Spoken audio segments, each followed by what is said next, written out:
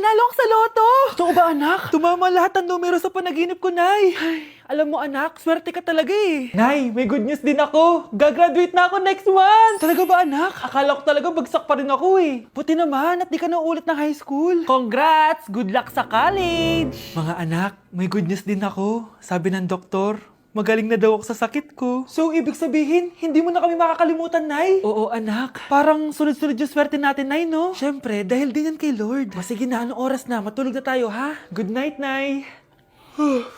Grabe, ang kalat naman. O anak, ba't kising ka pa? Nay, sobrang kalat kasi dito sa bahay. Naglinis lang ako. Anak, tigil mo yan! Masama yan! Ha? Bakit? Masama na ba maglinis, Nay? Hindi mo ba alam yung pamahiin na bawal magwalis sa gabi? Kasi pag nagwalis ka, parang tinataboy mo daw yung swerte palabas ng bahay. Ako, Nay, 2025 na, naniniwala ka pa rin sa pamahiin? Tumatanda ka na talaga. Ay, hindi ko alam, anak. Takot lang ako na malasin ulit tayo. Sige na, Nay, itulog mo na yan. Malapit na ako matapos dito. Matulog ka na rin, ha? Nasaan na yun? Hindi pwede mawala yun! Oo, anak, ano nangyayari? Umagang-umaga sumisigaw ka. Nay, nawawala yung lotto ticket natin. Hindi natin makiklaim yung pera. Ha? Sige anak, tutulungan kita maghanap, ha? Ay, baka nandito lang yung banda. Oo anak, ba't ka umiiyak? Ayoko na. Ginawa ko naman lahat eh, pero binagsak pa rin ako ng teacher ko. Ano? Hindi na daw ako kasama sa mga gagraduate, Nay. Lahat ng effort ko nasayang. Anak! Nay, magpahinga ka muna. Ako na muna bahala dito. Ano na namang nangyayari sa pamilya natin? Anak? Scarlett? Kyle? Susan? Kamusta ka na? Dok? Ba't nandito ka? Dinalaw kita para kamustahin ka. Mga musta? Eh di ba sabi niyo magaling na ako, Dok? Yun din nakakala ko. Ha? Teka lang, nakita mo ba yung mga anak ko? Susan, matagal nang patay ang mga anak mo. Ha? Hindi mo ba naaalala? Pareho silang na-depress. Si Scarlett dahil sa nawala niyang lotto ticket. Si Kyle naman dahil hindi nakagraduate. Kaya, ayun. Kailangan mo ulit maggamot, Susan. Dahil lumalala na naman ang demensya mo. Kinulong po ni nanay si Scarlett sa bodega. Ha? Anak? Anak? Walang iya talaga yung tita mo. Anak, sorry kung ngayon na ako nagpakita. Pinakulong kasi ako ng babaeng yan! Deserve mo makulong! Ikaw ang ikukulong namin dahil child abuse ang ginagawa mo. Ano? At hindi mo na din makukuha ang 50% ng mana. Hindi pwede! Nay, masaya ako na nandito ka na. At hindi na din tayo maghihirap dahil sa pamana ni tatay. Masaya din ako, anak. Siyempre kasama ka dito sa Manta.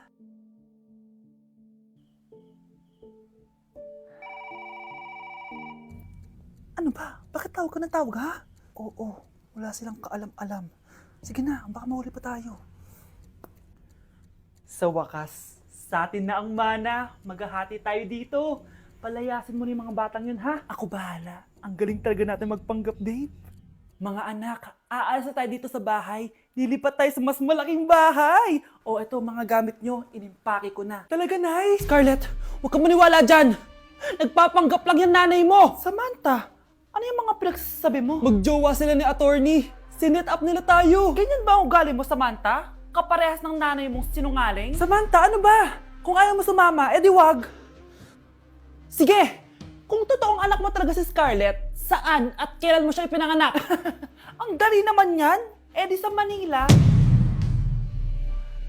Pinanganak ako sa ibang bansa. Hindi ikaw ang nanay ko. Ay, oo nga pala, sa ibang bansa pala. Sorry, nakalimutan ko. Ang dami namang drama. Total, nasa amin na ang mana. Umalis na kayong dalawa. Kung ayaw niyong pati kayo, ipakulong ko. Kung meron mang makukulong, kayong dalawa yon. Salamat sa pagtawag, Samantha. Inaaresto kita, attorney, sa kasong panloloko. Palpak ka talaga! Naisahan niyo ako ngayon, ha? Hindi pa ako tapos sa inyo. Talagang sinira mo yung sarili mo, attorney, para sa pera. At ang dami mo na palang naloko. Samantha, huwag na tayong maghiwalay, please. Oo, Scarlett. Dito lang ako palagi sa tabi mo. Kayong dalawa, mag-ingat kayo palagi, ha? Gamitin niyo na maayos sa pamana ng tatay niyo. Salamat po. Cheers! Hindi ko na kaya! Careful! Ay! Wala akong magawa ngayon, kaya naman, let's do the spicy noodle challenge! Sabi nila, sobrang anghang daw neto. Ano pang gagawin natin? Eh, dilutuin na to! Eto na siya. Ilagay na natin yung sauce. Siyempre, ilalagay natin lahat. Guys, legit, kinakabahan ako. Grabe oh, sobrang red ng sauce. Parang sobrang anghang talaga nito. Iba yung kaba ko ngayon, promise. Haluin na natin. Okay, first kain. Basic lang to sa akin, promise.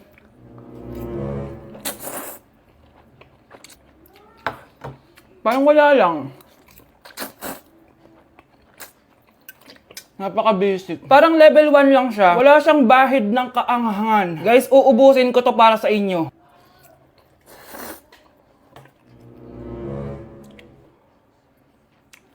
Wala to guys, wala. So, bumili din pala ako na tong... Oh my... Natunaw yung ice cream ko! Di guys, ano lang to? Diba? Wala man. Basic.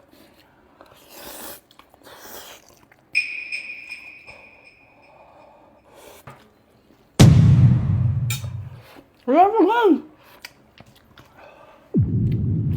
Grabe, ito na yung pinakamaanghang nyo.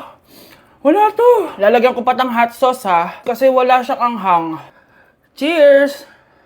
Oh my God!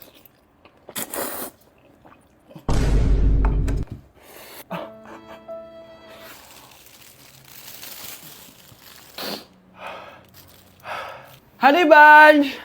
Tikman mo to! Ano, basic lang? Yes. Guys, malapit ko na siya maubos!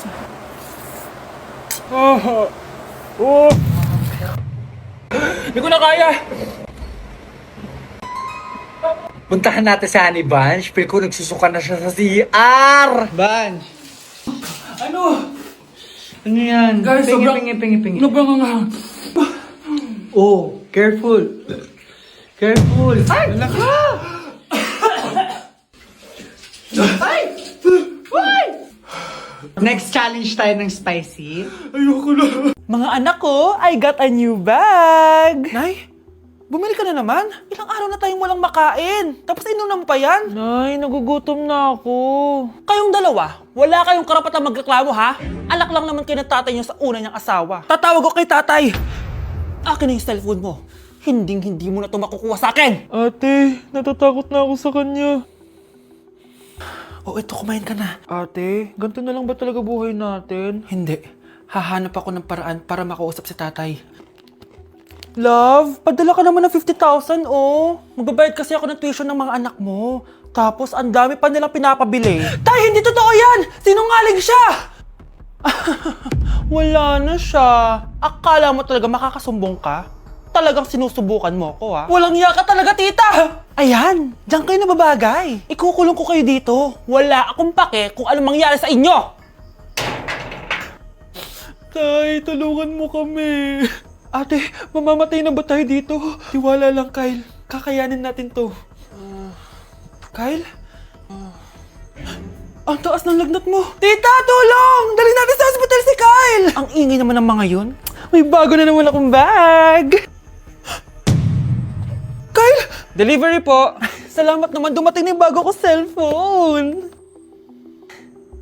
Oh, ano pa ginagawa mo dyan? Binayaran ko na to sa online. Tama nga sila. Inuubos mo lahat ng pera ko sa mga luho mo. Ha? Ramon? Umuwi ka? Kukulong ko kayo dito. Wala akong pake kung anong mangyari sa inyo. Grabe ng pinagagawa ng babaeng to. Ginagawang hayop ang mga bata. Ramon, kailangan mo nang umuwi dito.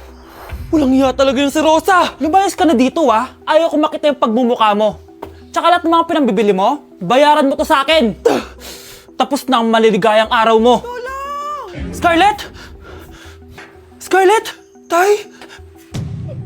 Kyle! Okay na si Kyle. Buti na lang, agad niya siya nadala dito. Sorry mga anak. Kung alam ko lang, uuwi ako agad. Tay, ang importante, nandito ka na. Yay! Nandito na si tatay! Makakain na ulit tayo ng masarap, ate! Huwag kayong mag-alala, anak. Hinding-hindi na kayo malalapitan ng babaeng yon. Pangako.